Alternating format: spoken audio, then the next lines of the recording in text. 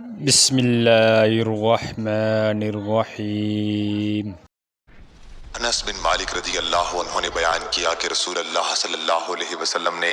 انصار کو بلا بھیجا اور انہیں ایک ڈیرے میں جمع کیا اور ان سے کہا کہ صبر کرو یہاں تک کہ تم اللہ اور اس کے رسول سے آ کر ملو، میں حوض پر ہوں گا۔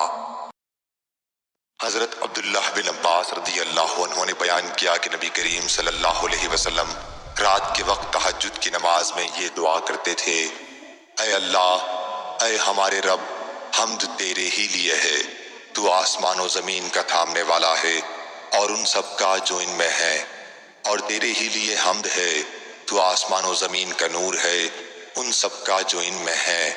تو سچا ہے، تیرا قول سچا، تیرا وعدہ سچا، تیری ملاقات سچی ہے، جنت سچ ہے، دوزخ سچ ہے، قیامت سچ ہے۔ اے اللہ، میں تیرے سامنے جھکا، تجھ پر ایمان لایا، تجھ پر بھروسہ کیا، تیرے پاس اپنے جھگڑے لے گیا